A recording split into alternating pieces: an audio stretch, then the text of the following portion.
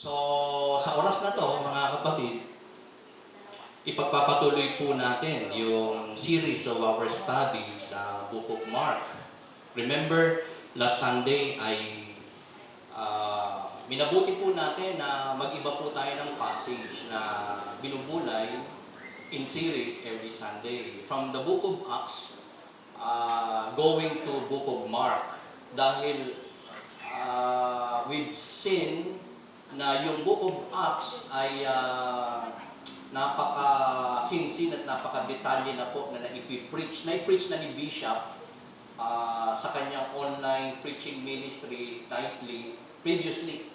So, we do not want to be redundant at ma-duplicate natin yon. Though, I'm sure marami sa atin baka gustong-gusto pa rin bulayin yon o baka may mga nakamiss sa atin ng mga preachings ni Bishop Jim on that passage, Book of Acts. Pero God willing, pwede naman po natin yan ituloy. Okay, some other time. Pero kung di na kayo makahintay, pwede nyo pong puntahan sa YouTube ni Bishop Jim yung mga previous niya po na preaching in the Book of Acts. So, napaka-available po niyan para sa po sa akin. So, today mga kapatid, i-share ko po sa inyo ang isang message na so much related din sa atin pong panimula last Sunday in the Book of Mark. Okay, sino po sa atin nakakaalala pa nung ating topic last Sunday? It's about a messenger of God, no less than John the Baptist, amen? Yan po yung ating binulay last Sunday. Preliminary po natin in the Book of Mark. So, pero may nabanggit nga rin po ako sa inyo, mga kapatid, last Sunday na may isa pang messenger na binabanggit sa ating passage last Sunday in the Book of Mark, chapter 1, verses 1 to 8. And that's no other than the Lord Jesus Christ. At ngayon ay didiretso na po tayo doon sa pangalawa na messenger which I call servant of God. Even this book, Book of Mark ay nagpapahayag sa isa sa mga naging mission, katangian ng ating Panginoong Jesucristo, and that is about His servanthood, yung kanyang paglilingkod. Kaya nga po, minabuti ko po na Book of Mark, bunga ng ating pong pagtatanong kay Lord, pagpipray, kung ano yung ipapalit po natin sa Book of Mark. So we can see that this book ay hindi naman po nalalayo sa Book of Acts. Wherein, in the Book of Acts, ministry of the apostles in the Spirit, yun pong ating tinatalakay doon. Dito, it's almost the same. In fact, parang ang lapit-lapit pa nga dahil mismong si Kristo, activities ni Kristo, yung pagsuserve po niya, pagiging servant niya, ang ating pong tatalakayin.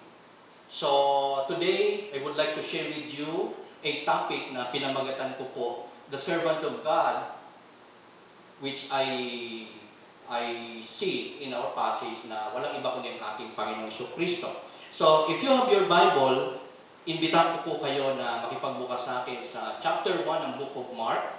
Doon na po tayo sa verses 9 hanggang 13. Basahin ko po sa English. So, kung nasa Tagalog po kayo na Bible, much better para po mas malinawan po natin. Sa verse 9, ganito po nakasulat.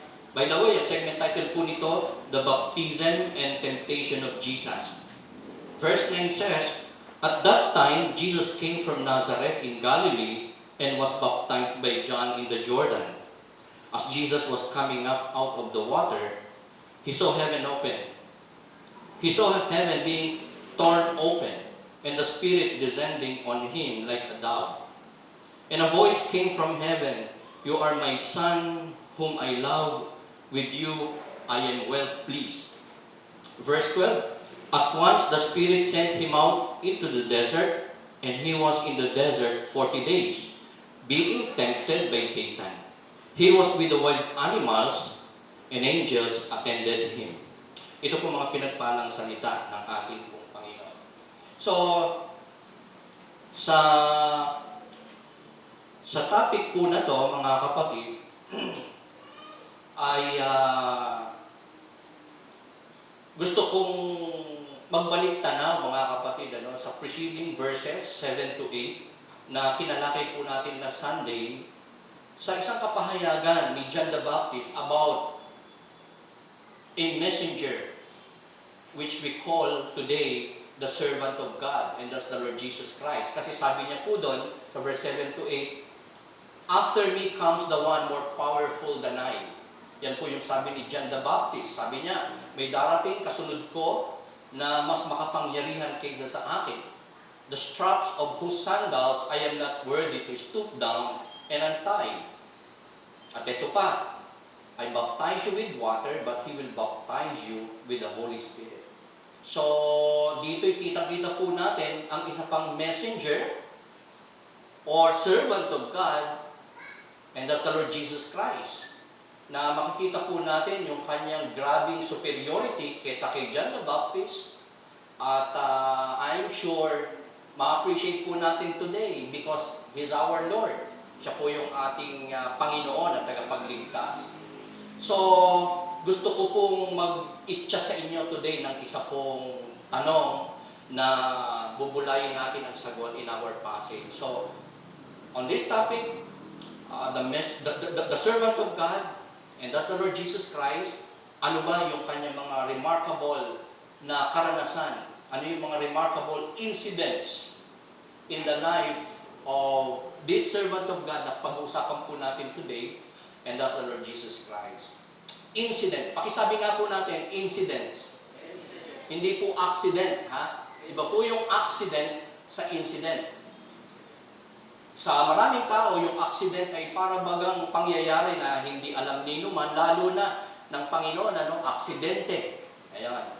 Pero sa Diyos natin, mga kapatid, walang aksidente. Pero hindi po yun ang ating tinutukoy. Nalalaman man natin o hindi ang theological na meaning ng accident, pero ang gusto ko pong pag-usapan natin today, may bahagi ko sa atin, ay yung mga katangi-tangi po na mga occurrence, happening, event sa buhay po ng ating Panginoong Jesucristo. At ang una po ay yung kanya pong obedience sa kalooban ng Ama na siya po ay magpabautismo. That's the number one remarkable incident, event sa buhay ng ating Panginoong Jesucristo. His obedience to the will of the Father, of the Heavenly Father, na siya po ay magpabautismo. Malinaw po yun sa verse 9. Kita-kita po natin. If I may read again, sabi po doon, at that time, Jesus came from Nazareth in Galilee and was baptized by John in the Jordan. Okay, so gusto ko po mga kapatid na humiram ng mga talata sa iba pang gospel book in the Bible. Remember, ang Matthew, Mark, Luke, John ay pare-pareho pong gospel o ebanghelyo o good news about the Lord Jesus Christ. Kaya po, may mga pare-pareho po sila. Marami silang mga pare-pareho pong mga kapahayagan, isinulat, ipinatutoo, itinuturo, especially about the Lord Jesus Christ, including many incidents in the life of the Lord Jesus Christ, such as this one, yung pagpapabautismo ng Panginoong Jesucristo kay John the Baptist. So gusto ko pong humiram ng passage sa Matthew 3 verses 13 to 15. Bakit? Kasi po, yung pong kapahayagan sa ating pong passage, Mark 1 verse 9, especially verse 9 ay including yung pong apat pa na verses 9 to 13 ay hindi po masyadong naging detalyado. It's not just may parang pagkukulang yung writer, si John, si Mark, kaya parang hindi detalyado. Pero of course, may iba-iba po kasi ang mga gospel writers na ine-emphasize. So kung may in-emphasize si Matthew sa baptism ni Jesus Christ, meron ding in-emphasize si Mark. And later on, I would be happy to show it to you mga kapatid kung ano yun. But then, para makita po natin yung detail ng baptism ni Jesus Christ, punta po tayo sa book of Matthew chapter 3. Ang sabi po doon sa 13 hanggang 15, Then Jesus came from Galilee to the Jordan to be baptized by John. But John tried to deter him, saying, I need to be baptized by you, and do you come to me? Jesus replied, let it be so now. It is proper for us to do this to fulfill all righteousness. Then John consented. May isa pa po na passage sa John verse 1 to 29. The next day, John saw Jesus coming toward him and said, look, the Lamb of God who takes away the sin of the world. So, kung dito po tayo kukuha ng mga dagdag pong detalye about the baptism of the Lord Jesus Christ na hindi po natin masyado pong makikita sa ating pong passage, Mark chapter 1, verse 9, marami po tayo mga kapatid na maaalala o di kaya ay mas mauunawaan sa umagang ito about the baptism of the Lord Jesus Christ na ginawa po niya in obedience to the will of the Heavenly Father. Such as, nung siya po ay magpapabautismo kay John the Baptist, sinasansala po siya ni Jesus Christ, hinahadlangan po siya ni John the Baptist, I may say. Sabi po ni John the Baptist, teka, bakit ikaw ang magpapabautismo sa akin? Dapat ako ang bautismuhan mo. Said John the Baptist to the Lord Jesus Christ. Bakit? Kasi nakilala po niya ang Panginoong Jesucristo. Hindi po ito na ipahayag na isulat ni Mark, pero malinaw po mga kapatid na nagkaroon po muna sila ng pag-uusap ng Panginoong Jesucristo bago i-baptize ni John the Baptist si Lord. Ang sabi ni Lord kay John the Baptist, let it be so now. Kaya anong mangyari ngayon ito na ako'y babautismuhan mo, makapagpabautismo sa'yo? Why?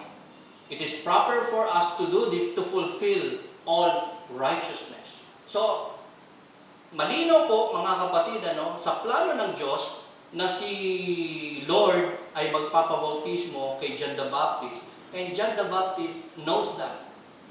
Alam po niya. At especially si Lord na nagsabi kay John the Baptist na kalooban ng Ama na maganap ang bautismo na to sa tubig sa pamagitan mo.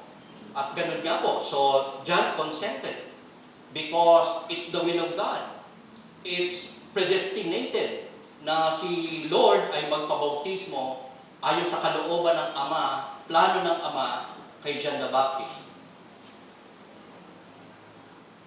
At sa John 1:29, another gospel book, mga kapatid, nahihiraman din po natin ang talata, mismo pong si John the Baptist ang nagsalita po dito. Ang sabi niya, the next day, John saw Jesus coming toward him. Okay, kasi baka may pagkamali po natin na nung malaman ni John the Baptist na si Lord yung kanyang binabautismuhan after the baptism, kasi dito papunta pa lang si Lord, mga kapatid, ay nakilala na po siya ni John the Baptist. Kasi sabi po dyan, look, the Lamb of God who takes away the sin of the world. So palapit pa lang si Jesus Christ, mga kapatid, ay nakilala na ni John the Baptist si Lord. Dahil meron ng patiuna na sinabi ang Diyos kay John the Baptist bago siya suguing magbautismo, mangaral about that messenger, servant of God, no less than the Lord Jesus Christ, na na makikita niya na bababa ang Espiritu ng Diyos sa kanyang ibabautismo, sa susunod sa kanya na mas makapangyarihan sa kanya, and that's the Lord Jesus Christ. Kaya nga po, palapit pa lang si Lord sa kanya, ito na po yung sinabi niya, look, the Lamb of God who takes away the sin of the world. So, hindi po ito na ipahayag sa atin pong passage sa verse 9. Pero makikita natin na may magagandang incident po na naganap in that baptism ni Lord kay John the Baptist. Na-recognize po siya ni John the Baptist as the Lamb of God who takes away the sin of the world. At ito pa po, sa verse 33, sa Gospel book ni John, sabi ni John the Baptist, mga kapatid, and I myself did not know him. Hindi ko siya kilala. Hindi ko siya makikilala naman talaga Sabi niya, pero, but the one who sent me to baptize with water told me, the man on whom you see the Spirit come down and remain is the one who will baptize with the Holy Spirit. So, meron pong sinabi na tanda, description, ang Ama, ang Diyos, kay John the Baptist about that one na mas makapangyarihan sa kanya, nung papunta sa kanya, nakita po niyang palatandaan ito na meron pong spirit like a dove na bumababa kasama ni Kristo, palapit pala kay John the Baptist. Kaya niya nasabing, "Look, the Lamb of God," John the Baptist said. Yun po ay itinakda ng Ama at nagaganap sa kapanahunan ito nung nagbabautismo si John the Baptist at si Jesus Christ ay makikita po natin na humble enough, nagkaroon ng humility na isubject ang kanyang sarili bagamat Diyos nagkatawang tao ay magpabautismo kay John.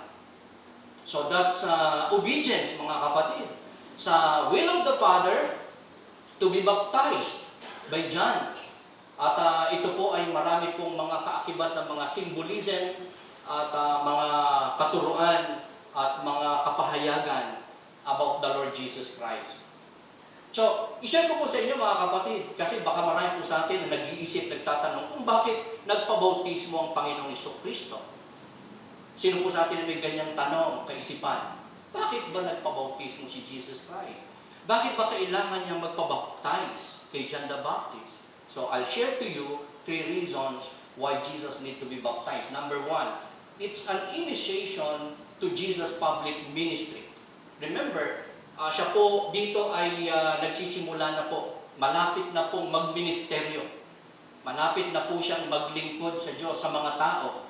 Mag-preach, magpahayag ng kingdom of God.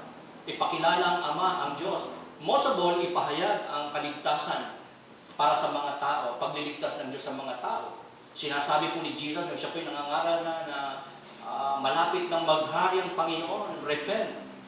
Yan po ang kanyang sinasabi. So, ang kanya pong baptism, mga kapatid, first and foremost na dahilan is that magkaroon ng ritual, magkaroon ng initiation bago siya pumasok sa kanyang public ministry. And that's water baptism. Naaalala ko po, mga kapatid, na in the Old Testament times, marami pong prophets of God, servants of God na ganyan po ang ginagawa. Kapag ka po meron silang alam na gagawin ng Diyos, mangyayari sa hinaharap, meron po silang ilang mga ritual o kaya ay mga gawi o kaya mga sinasabi o nilalagay sa katawan para po ipahayag ang kalooban ng Diyos, ipahayag ang plano ng Diyos. Sino po ba yung propeta na nagsusuot ng pamato, nagbabasag ng palayok, symbolism po yun o ritual po yun o initiation po yun sa pagdating ng isang kaganapan o ng isang pangyayari from God. At yun po ay kinakailangan, napaka-importante para mga tao po ay mahihanda. So, one reason why the Lord Jesus Christ subject Himself to be baptized is that it's an initiation or a ritual sa kanyang pagpasok sa public ministry. Ang pangalawa po, it's a time for God, the Father, to announce His approval of His Son. Di po ba? Nung siya po ay umahon sa tubig after His baptism, bumuka ang silong ng langit at may boses pong nagsalita. And that's the Father. Nagsasabing that's my Son. He's my Son, my beloved Son, my one and only Son, whom I am well pleased, the Father said. So, it's an announcement for Jesus na marinig, makilala ng maraming tao, not just John the Baptist, na siya yung sinugo ng Ama, messenger ng Ama ng Diyos, servant ng Panginoon para sa pagliligtas ng mga makasalanan. Pagpapahayag na si Kristo ay nagmula sa Ama, kasama ng Ama, Diyos, at kaisa-isa na anak at kaisa-isang tagapagligtas ng makasalanan. Number 3 reason why Jesus get baptized is that it's an example for His followers then and now to obey God's command to be baptized. So yan pong pagpapabautismo ni Jesus Christ ay nagsilbi din pong example niya sa lahat ng mga tao, hindi lamang sa kanyang kapanahunan ni John the Baptist, kundi hanggang sa ating pong kapanahunan, hanggang sa dulo ng panahon ng lahat ng mga mananampalataya ni Kristo ay dapat mag-subject sa water baptism, dapat sundin ang ordinansang ito na ipinakita inihalimbawa ng Panginoong Hesukristo mismo bilang pagsunod sa utos ng Panginoon. Remember, isa po yan sa dadalawa na ordinansa ng Panginoon. Una po, yung breaking of bread. Ang pangalawa ay water baptism. And that's God's command na dapat sundin ng lahat ng may pananampalataya, nakipag-isa kay Kristo, bahagi ng Iglesia ng Panginoon. At first and foremost, ang water baptism ay pintuan parang isang mananampalataya maging bahagi ng Iglesia ng Panginoon. Parang membership. Okay. Although, ang water baptism, mga kapatid, ay napakaganda na ginaganap before maging member ng isang local church, ng isang mananampalataya. Pero, hindi naman ito parang required, mga kapatid, because in the Bible, meron nga hindi naman nagpabautismo sa tubig, pero naligtas, naging anak ng Diyos, nakapaglingkod. Pero it is a must dahil utos ito ng Panginoon. So it can be done, most likely, dapat before membership in a church. Kung hindi man, may mga valid reason kung hindi yun mangyari, pwedeng later on. Even if after church membership, pwede ito na gawin o ihabol. So, what is important is that for God's people, believers of the Lord, be able to obey this ordinance of God, this commandment of God, and that is to be baptized in the water. So, mga kapatid, ito po yung una na remarkable incident na makikita po natin in the life of the servant of God, no less than the Lord Jesus Christ, na ang ganda-ganda pong makita natin, mga kapatid, na isang humility in the sight of our God, the Lord Jesus Christ, to get baptized. At ito po ay isang malinaw na pagsunod at pagrespeto sa utos kalooban ng Ama, and that is for Him to be baptized in the water. So ang pangalawa po na remarkable incident in the life of the servant of God, the Lord Jesus Christ, is the witness of the Father, of the Heavenly Father, and the Holy Spirit to the servant of God, Jesus Christ. Bakit? Kasi ang sabi po ng verse 10 to 11, just as Jesus was coming up out of the water, He saw heaven being torn open, and the Spirit descending on Him like a dove. And a voice came from heaven, "You are my Son, whom I love. With you I am well pleased." So, mga kapatid, ito po ay remarkable na pangyayari, event sa buhay ng servant of God, the Lord Jesus Christ, na nung siya po ay magpabautismo, pagkaahon po niya sa tubig, ang langit po ay bumuka. Nabuksan po ang langit at mayroon pong bumaba, Spirit of God, tumahan kay Jesus Christ like a dove. Hindi po literal na kalapati, ha? Parang anyong kalapati ang Holy Spirit dito na tumahan, bumaba, lumiling sa Panginoong Hesukristo. At may boses pa na narinig si John the Baptist na nagsasabing, "You are my Son," pointing to the Lord Jesus Christ, "whom I love. With you I am well pleased." So makikita po natin dito, mga kapatid, yung Trinity ay hindi po pinapaniwalaan ng maraming tao. Nakakalungkot kasi mga Christians pang marami na hindi naniniwalang may triune God, na may tatlong persona ang nag-iisang Diyos na sinasabi ng Scripture. Because makikita po natin dito ang tatlong persona. Tatlong personang bumubuo sa one God in the Bible. Sa sinasabing nag-iisang Diyos ng Biblia, and that's Jesus Christ. The second person, of course, the first person is the Father, yung voice. The Father in heaven nagsalita. At si Kristo yung nagpabautismo, and the Holy Spirit na bumaba at tumahan sa ating Panginoong Hesukristo, the triune God. Marami pa pong passages in the Bible nagsasabi about the Trinity. Although hindi po natin makikita naman talaga ang word na Trinity in the Scripture, sapagkat yan po ay inimbento lang na theological term para i-describe ang tatlong separate and distinct person of that one God in the Bible. The Father, Son, and the Holy Spirit. And Christians call it Trinity. So dito po yung makikita natin mga kapatid na meron pong pagpapatutuo ang langit, ang Ama, ang Diyos Ama about the second person of the triune God, no other than the Lord Jesus Christ, na siya yung kaisa-isang anak, lubos na kinalulugdan, begotten, beloved, one and only Son. Siya yung ating Panginoong Jesucristo. Ito po ay pagwi-witness sa maraming tao, mga kapatid, ng kanyang sinugo. Si Jesus Christ, binabautismo ni John the Baptist, ang ipinangakong tagapagligtas. Diyos nagkatawang tao. A servant na pinadala ng Ama, sent by the Father. Pinakamamahal, kinalulugdan, kaisa-isa. By the way, the only one na word na sinabi ng Panginoong Jesucristo ay may napakalalim pong ibig sabihin. The only one na sinabi po ng Diyos Ama ay may napakalalim pong ibig sabihin na hindi lamang nagsasabing kaisa-isang anak.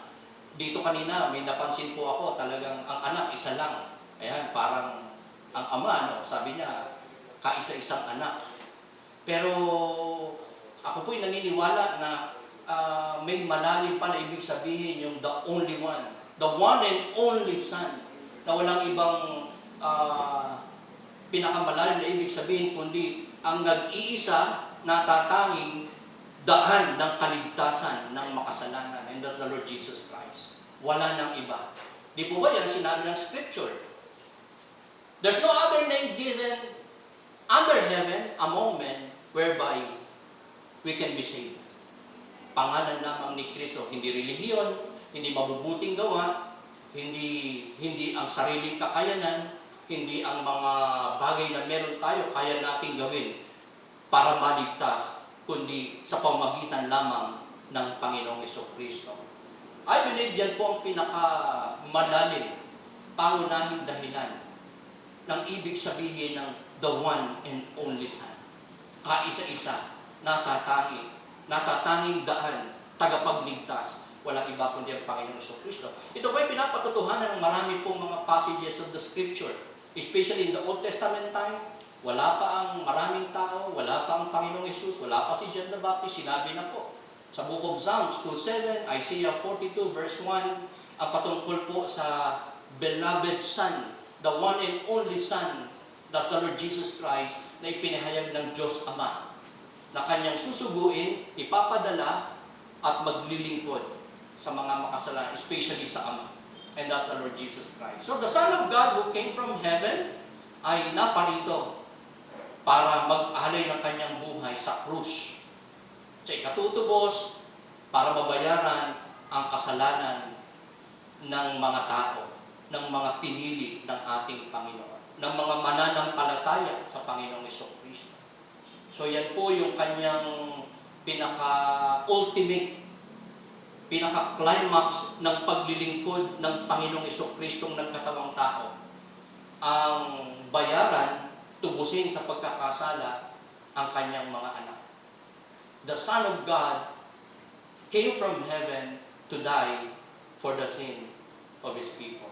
So yan po yung pangalawa, mga kapatid, na remarkable incident na para sa atin, mga kapatid, ay amazing, so extraordinary, sapagkat kapahayagan po yan ng approval, ng announcement ng langit ng Ama para kay Jesus Christ na sinugo niya para maglingkod sa mga tao, and that's by way of offering His life on the cross sa ikaliligtas, ikatutubos sa kasalanan ng mga tao. Pinagdadaan ng tukso, magsabi ng Amen. O, di po ba? Maybe ngayon, wala po. Pero sooner or later, mamaya-maya, bukas, makalawa. Ito ay cycle of life ng mga, especially Christian, makaranas ng temptation, ng tukso. Humarap sa kasalanan, maharap sa difficulties of life, para bang pwedeng magresulta any moment sa pagkakasala, sa hindi magandang relationship, not just with other people but with God. So the victory of the servant of God, Jesus Christ, over temptation. Bakit? Kasi sa verse 12 and 13, okay, gusto ko lang po na manghiram uli ng talata, mga kapatid, ano? sa ibang gospel book, ang sabi po doon, by the way, sa ating passage, ito po yung nakasulat. Basahin ko po muna. Verse 12 to 13. Ang sabi, at once the Spirit sent him out into the wilderness, and he was in the wilderness 40 days, being tempted by Satan. He was with the wild animals, and angels attended him. Okay, so maalala po natin, mareremind po tayo, o madadagdag po sa ating kaalaman mga kapatid, na ang ating Panginoong Jesucristo, right after ng matagumpay po niyang baptism, announcement of God, witness of God sa Kanya, ng Father, recognition ni John the Baptist sa Kanya as His superior, ang pagkakita at pagkakilala ng maraming tao kay Jesus Christ as the beloved Son of God, immediately, sabi po dyan, the Spirit sent Jesus Christ into the wilderness. At nanatili po siya doon 40 days. So sa Book of Mark, hindi po ito mga kapatid masyado pong dinitalye. Kung saan siya po tinukso ni Satanas at siya po ay naka-encounter ng mga wild animals.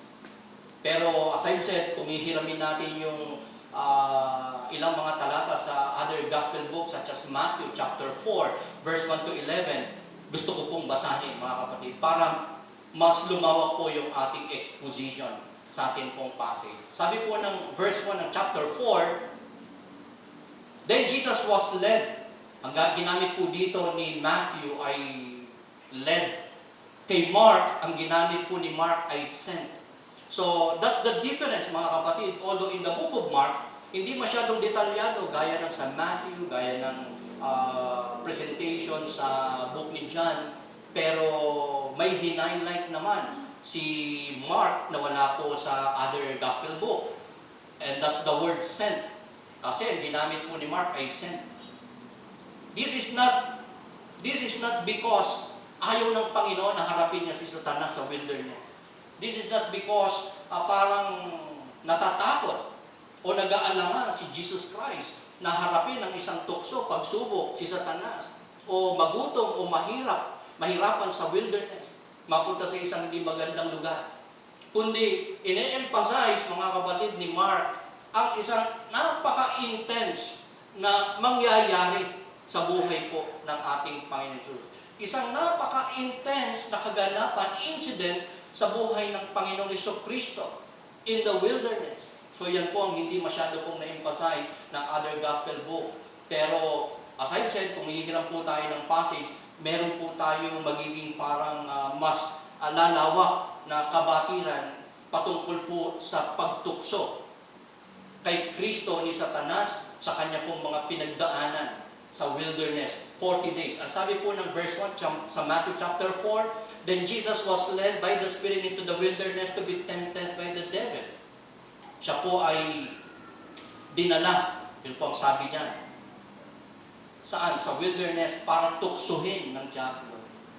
Ayun, so mapapansin natin that ang Panginoong Jesucristo sa kalooban ng Ama ay wala pong plano na manatili sa isang napakagandang pakiramdam, kalagayan right after His baptism. Di po ba? Kung saan siya po'y ni-recognize ng Ama, inanunsyo ng Diyos Ama, ni-recognize ni John the Baptist, at nabautismuhan. Di ba? Napakaganda pong karanasan yun at kalagayan. Pero wala pong planong Panginoon dahil nga po siya naparito para maglingkod at meron pong mga ipahayag ng mga katotohanan about the Father, about the salvation, about kung anong dapat niyang gawin. So immediately siya po ay dinala, sumama, sumunod sa kaloobang ito ng Diyos na matukso o tuksuhin sa wilderness by the devil. Fasting there 40 days and 40 nights. So he became hungry. The tempter came to him and said, if you are the Son of God, tell these stones to become bread.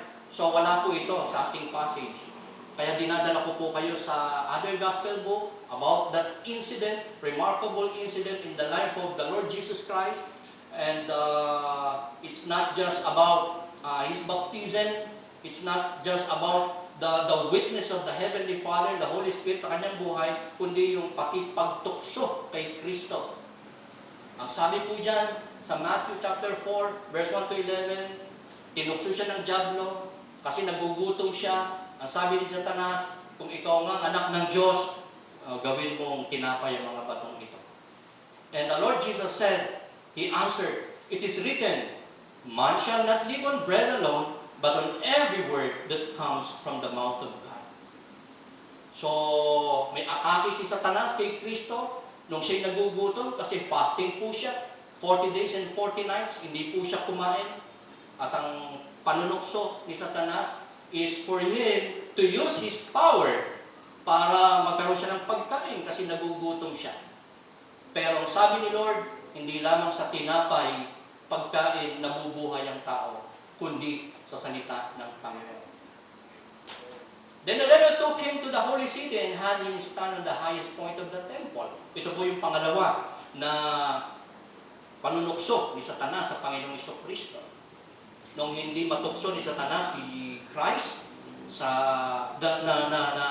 punan ng kanyang pangailangan, ang kanyang kagutuman, sa pamagitan ng kanyang kapangyarihan, gawing tinapay ang mga bato, sapagkat may itinuturang Panginoon dito para sa kanyang mga anak, sa mga mananampalataya kagaya po natin, na hindi po naman mas importante po sa mga basic needs natin, especially pagkain. Di ba? Napaka-crucial po niyan, pagkain sa ating pangailangang pisikal. Kaya nga po may mga tao na pagka kumalamang sikmura, nagutom, walang may pambiling pagkain, nakakaisip gumawa ng masama. Hindi ko naman po pinopromote yung ganun pong gawain na para, di ba, hindi magutom ang pamilya, to the point, magnakaw, mang-hold up, di ba, mang-estafa, or manloko ng tao. Hindi po yun ang aking punto. Kundi, may mas importante at may solusyon sa mga problemang ito ng tao, not just about food. Even yung mga problema ng buhay, may solusyon. Yung mga iba pang mga pangailangan ng tao, gaya po natin, ay may solusyon at may maaring pagmulan.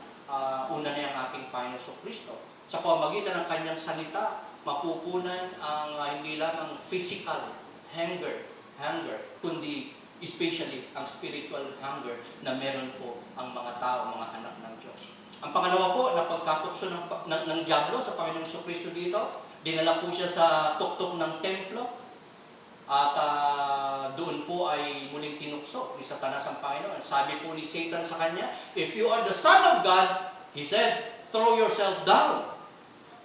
For it is written, He will command His angels concerning you, and they will lift you up in their hands, so that you will not strike your foot against a stone."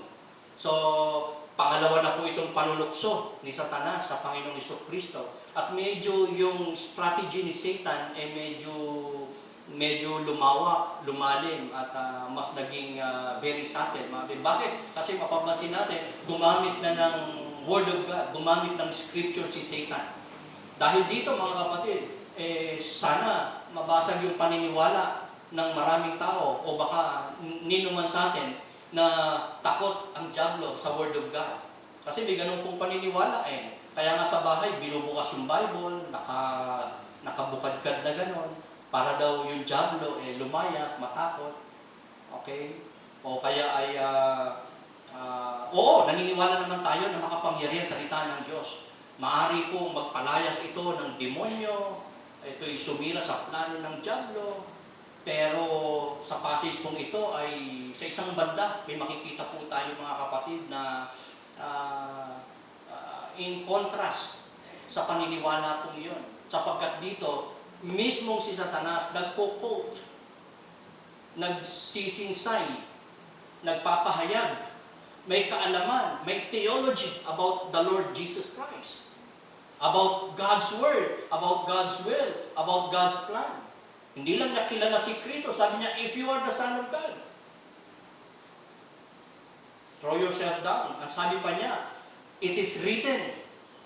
So gumamit siya ng Word of God dito para siluin, tuksuhin ng Panginoon Jesucristo. Di ba nasusulat, sabi ni Satan, "God will command His angels concerning you." Hindi ka pababayaan. Hindi hayaan ng Diyos, nakasulat, na dumatala yung mga paa sa lupa kung ikaw ay tatalon. Ano ang sabi ng Panginoong Kristo? Jesus answered him, ang sabi po doon, sa Matthew chapter 4, it is also written, do not put the Lord your God to the test. Again, the devil took him to a very high mountain and showed him all the kingdoms of the world and the splendor. All this I will give you, he said, if you will bow down and worship me. So in that second temptation ng Panginoong Kristo kay Satanas, medyo ano na naman si Satan, ano? Maaring sabi ng iba, umalis daw at nag-isip. Whatever, ano, kung immediate yung testing na to o later on, pero nagkaroon po. Ang katotohanan, nagkaroon po ng pangatlong pagtukso si Satanas sa ating Panginoong Kristo. Ano po yan? Dinala ang Panginoong Kristo sa pinakamataas na bundok. Ipinakita ni Satan kay Jesus Christ ang lahat ng karangyaan, kayamanan, kaluwalhatian, ang lahat ng pakinabangin sa buong mundo. Lahat ng tagumpay, karangyaan, kagandahan, lahat ng magagandang bagay sa mundo ay ipinakita ni Satanas sa Panginoon. At sabi niya, kung magpapatira pa ka sa akin, kung sasamba ka sa akin, kung luluhod ka sa akin, ibibigay ko ang lahat ng yan sa iyo. Maalala po natin mga kapatid na sa panahong ito, wala na po sa dominion ng tao ang sanlibutan. Bagamat ang dominion sa buong sanlibutan ay minsang ipinamahala ng Diyos sa tao kay Adan. Pero di ba dahil sila sumuway sa Panginoon, so nawala yun, naagaw ni Satan ang dominion sa buong mundo, ang pamamahal sa buong mundo. Naagaw po yun ni Satanas kay Adam. Kaya nga po dito, I would like to share with you mga kapatid, and catch this. May symbolism po dito mga kapatid na ipinapahayag sa pagkakatukso ng dyablo sa ating Panginoong Kristo.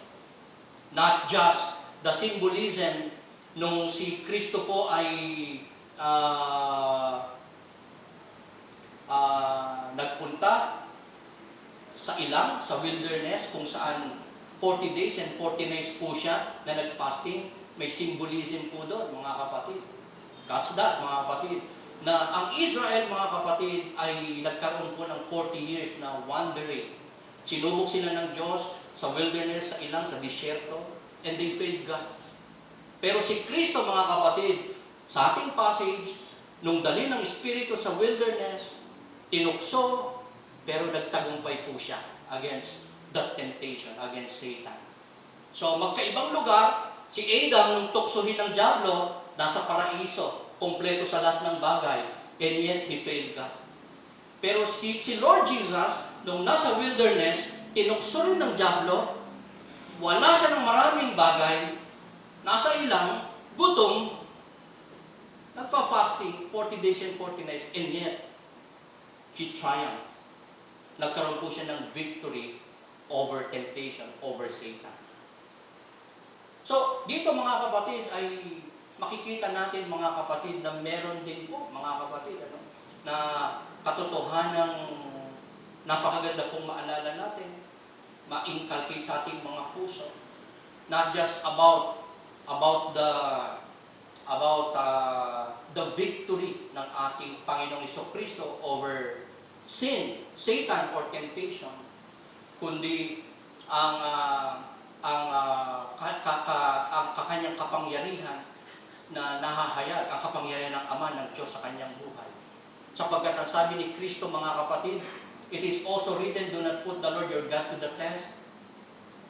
Again, dito po ay sinabi na siya dinala sa tuktok ng pinakamataas na bundok at inofera ni Satan ng dominion sa buong mundo, ng karangyaan, ng kayamanan. Alam niyo po mga kapatid, catch this, hindi po ginamit ng Panginoong Kristo in this temptation, in that three temptation, hindi po ginamit ng Panginoong Kristo ang kanyang power as God. Do you believe that? Bakit?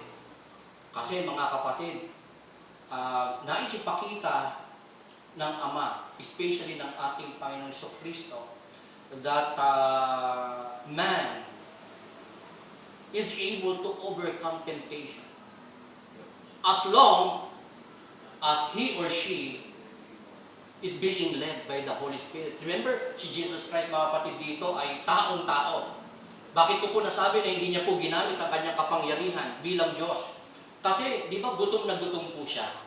Ang sabi ng Diablo, gawin mong tinapay. Hindi po siya nag-shortcut. Pwede naman niyang gawin tinapay yung bato eh. Amen. Di ba? By His power as God. Kaya-kaya mo isang pitik lang. Isang pitik, kaya niyang magpababa ng hell para magluto sa kanya ng pagkain, para siya ay atindihin, para punan ang kanyang mga kakulangan, Panginoon. Pero hindi po niya ginamit ang kanyang pagka-Diyos. Revealing many truths and principles sa kanya pong fasting, yung pagkagutom sa disyerto, and that's to tell people around him, most importantly sa ating kapanahunan, sa bawat sa po sa atin, na ang tukso at diablo ay kaya pong mapagtagumpayan. Kung meron pong pasubalik, kung tayo po ay guided, led, filled by the Spirit of God. Kung tayo po ay mananampalataya ng ating Panginoon. Because the Lord Jesus Christ dito, hindi niya ginamit ang kanyang pagka-Diyos, ang kanyang kapangyarihan, pero, di ba, sabi po ng Bible, He was led by the Spirit in the desert.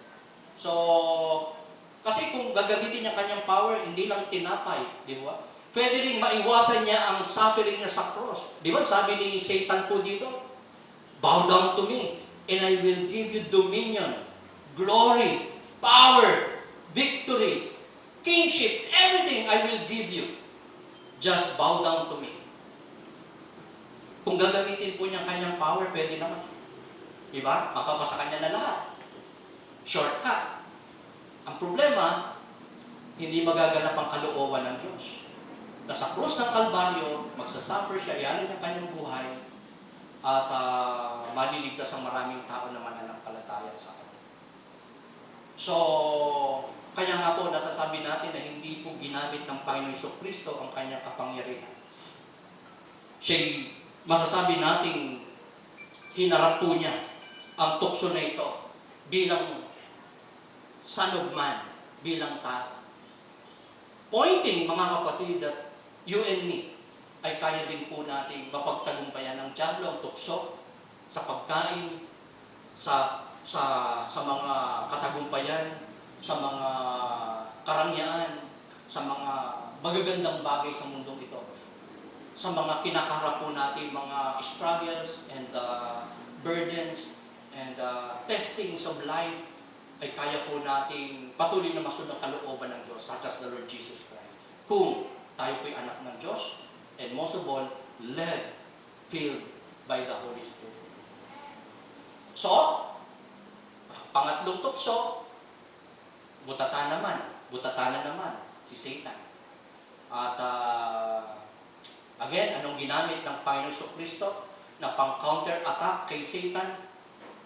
Still God's Word. Ang sabi ng Panginoon Jesus, for it is written, worship the Lord your God and serve Him only. Then the devil left him and angels came and attended him. Para bang ang Panginoon Jesucristo, nung tinutukso ni Satan, ang kanyang pang-atake ay parang, di ba? Parang ang sandata niya ay sword. Walang iba kundi ang salita ng Diyos. So, yan pong isang description ng Word of God in the Bible. Sword of the Spirit ay Word of God, according to Ephesians. Amen po ba? Kaya, ito po isang napakaganda na paalala po sa atin. Kapag nasarap po tayo ng tukso, pagsubok, kabigatan ng buhay, kalungkutan, iba't ibang mga hindi po kaaya-aya, magandang kalagayan in life, struggle tayo, we're being tempted to violate God's will, dapat meron po tayong nahuhugot. Dapat ang hinuhugot po natin sa ating isip, sa ating puso, ay ang salita ng ating Panginoon. The most effective weapon na pwede po nating ipanlaban, maging katagumpayan, not just against sin and temptation, but even to Satan himself. Are you with me? The Word of God. Because Jesus said, it is written for the third time. Kinote po ng Panginoong Jesucristo ang nasusulat sa Scripture. Ang utos ng Diyos sa Scripture, kapahayagan ng Diyos sa Scripture, worship the Lord your God and serve Him only. At anong nangyari? Eh di, talo na naman si Satan, umalis na naman, layas siya. At ano po ang kadalasang nangyayari kapag ang mga anak ng Diyos sumusunod sa kanyang kalooban, pinagtagumpayan ng tukso, kasalanan ng dyablo, ang mga tukso ng sanlibutan, nire-reward po ng Panginoon ang kanyang mga anak. Amen? Look at this. Anong nangyari? Angels came and attended the Lord Jesus Christ. Kaya tayo po mga kapatid, pag po tayong parang manghinayang, ano po, kung meron po tayong mga parang opportunities, privileges, even comforts, conveniences in life na masasayang, hindi natin makakamit o hindi mapapa sa atin dahil susundin natin ang kalooban ng ating Panginoon. Although, ang katawan natin, isip, puso natin, parang gustong gawin ang isang bagay, and yet, alam natin hindi ayon sa salita, utos, kalooban ng Diyos. If we strive hard for that, the Lord rewards. The Lord really blesses. Look at this. An angel came and attended the Lord Jesus Christ. Nagtagumpay po kasi siya mga kapatid sa tukso at sa dyablo. So Jesus was tempted so that all might know that Jesus Christ is the conqueror. Isn't this a good news for you and me mga kapatid? Ng ating Panginoong Jesucristo ay victorious, conqueror mga kapatid. Kaya ang Diyos po natin hindi patay. Ang Diyos po natin hindi natutulog. Ang Diyos po natin hindi mahina. Ang Diyos po natin hindi limitado. Ang Diyos po natin ay makapangyarihan. Kaya siya po ay nagtatagumpay. Isang mananagumpay. Never na magkakamali ang ating Panginoong Jesucristo. Lagi pong matuwid, tama, naaayon ang kanya pong mga gawa, kapahayagan, salita at plan. That's the Lord Jesus Christ. Nobody could overcome and tempt the Lord Jesus Christ. The Lord God, our triune God. Sapagkat siya po ay perfect, sila po ay mas makapangyarihan kaysa sino man sa anuman, even to Satan. So, mga kapatid, ang ganda pong makita natin kung ano pong in-expose ng Panginoon Jesucristo in that temptation. Why God intended for the Lord Jesus Christ and for Jesus Christ Himself to subject Himself to be tempted by the devil in the wilderness. And that is to expose Satan, his tactics, and of course, the defeat of Satan. Kaya mga kapatid, huwag tayo matatakot sa dyablo. Huwag tayo matatakot sa tukso at kasalanan. Of course, katakutan natin na huwag gawin. Huwag tayong mag-yield sa kasalanan sa tukso, lalo na sa dyablo. But what I'm saying is that huwag na nating alalahanin yung mga yan. Ang tukso, kasalanan, dyablo, sapagkat talunan na po yan, na-overcome po yan ng Panginoong Jesucristo. At kung si Kristo ay sumasa iyo, mananagumpay ka kapatid. Are you with me? Sabi mo nga sa katabi mo, you are more than conqueror. Tayo po'y mananagumpay. Ngayon pa, mga kapatid, na nasa atin si Kristo, we have the Spirit of God, we are God's people. We have that power from God, mga kapatid. God Himself sumasa atin, mga kapatid. So, ano ang pwede po nating alalahanin? Hindi kayang gawin in life. So, na-expose po dyan. In-expose ng Panginoon, si Satan, taktika niya, yung kanyang pagkatalo. Yung victory ng Panginoong Jesucristo, mga kapatid, over Satan, ay nakita po natin, mga kapatid. Kung paano pinagtagumpayan ng Panginoong Jesucristo, ang tukso, ang dyablo, ang mga iba't ibang grabing pangangailangang pisikal, pangangailangang nararanasan natin, and we could testify in some point ng ating buhay, tayo po'y nag-compromise sa ilang mga pangangailangan, pero eto, mga kapatid, we can do it. We can be victorious because of God sa ating pong mga buhay. Because of His power, His ministry, His Holy Spirit, and most of all, because of the Word of God. So I propose two things, mga kapatid. On this topic, the servant of God, no less than the Lord Jesus Christ, una po, let's worship Him, the Lord Jesus Christ, and imitate Him, the Lord Jesus Christ, na isa sa kanyang mga katangian ay servant, lingkod ng Panginoon. Naglingkod po sa atin, mga kapatid, especially sa krus ng Kalbaryo, para po tayo mapatawad sa ating mga kasalanan, matubos sa kasalanan, ma-deliver sa kasalanan, At hindi na tayo singilin ng Diyos sa ating kasalanan na mabulid sa impyerno ang ating mga kaluluwa, kundi yan ay binayaran at tinubos na ng ating Panginoon Kristo.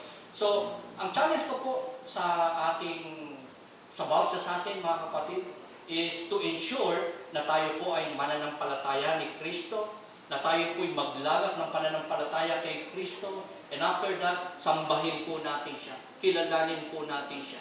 Marami pong tao in this time, mga kapatid, kahit sabihin natin Kristiyano, minsan nagkakaroon po ng ibang minamahal, ibang sinasamba, ibang pinapahalagahan, ibang mga inuuna, hindi ang Panginoon, hindi ang kalooban ng ating Panginoon. And that is worship.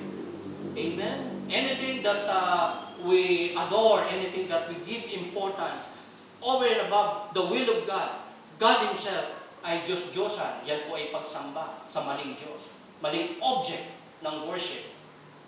So dapat ang atin pong sinasamba, kinikila, sinasampalataya, pinagtitiwalaan ang Panginoong Jesucristo. First and foremost, para sa ating ikaliligtas, sa ikaliligtas ng ating mga kaluluwa. And kung tayo po ay mananampalataya ni Kristo, tayo po ay sumasamba na sa Kanya, patuloy natin siyang kilalanin through the pages of the Scripture, gaya ng ginagawa po nating pagbubulay sa Book of Mark, sa Kanyang activity, sa Kanyang ministry, sa Kanyang pagiging servant, at gayahin po natin ang ating Panginoon. Are you with me? Can we say amen?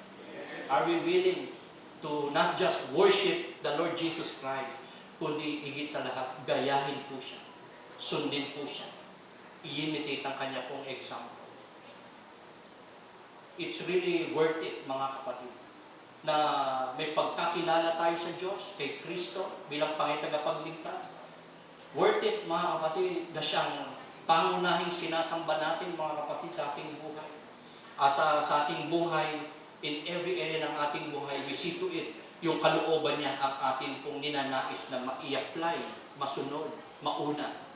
And that is imitating the Lord Jesus Christ.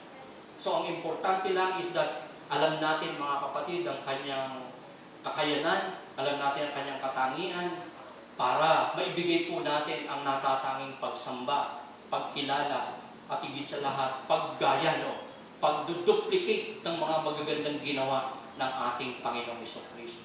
Ang pangalawa po na proposition ko on this topic, the servant of God, which is the Lord Jesus Christ. For you and me, mga kapatid, to use the spiritual resources that are available to us today. Ano po ang mga spiritual resources na meron ang isang mananampalatayang Panginoon? If you will going to apply or give your faith in the Lord Jesus Christ as your Lord and Savior, magkakaroon ka ng inheritance sa Panginoon, magkakaroon ka ng kapangyarihan nagmumula sa Panginoon, magkakaroon ka ng hindi mauubos na resources mula sa Panginoon. Pangunahin na ay ang Espiritu ng Diyos.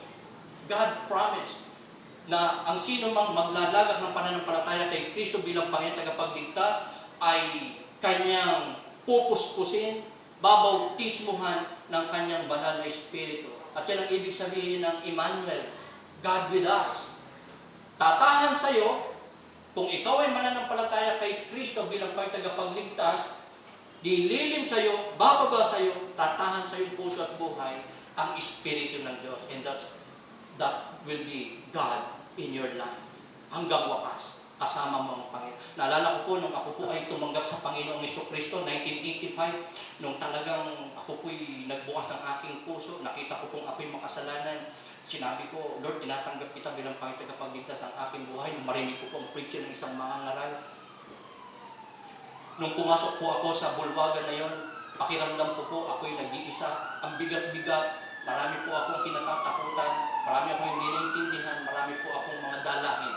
Pero nung tanggapin ko po siya, paglabas ko po ng bulwagan na yun, ang gaan-gaan, at parang hindi na po ako nag-iisa. Parang may kasama na po ako.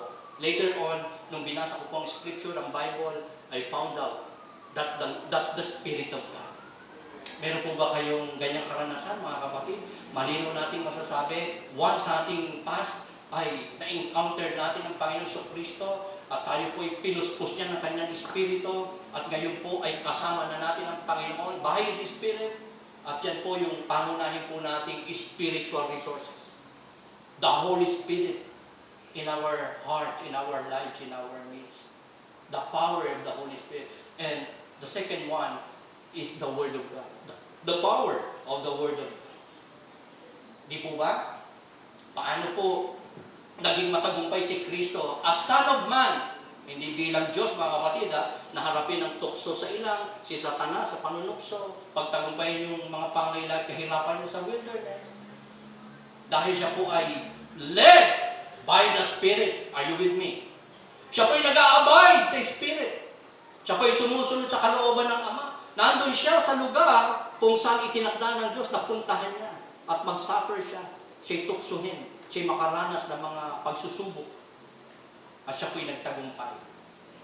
At ang isa pang ginamit niya doon ay salita po ng Diyos. Di ba? 3 times niyang sinabi kay Satan, "It is written! It is written! It is written!" That's the Word of God. The Sword of God.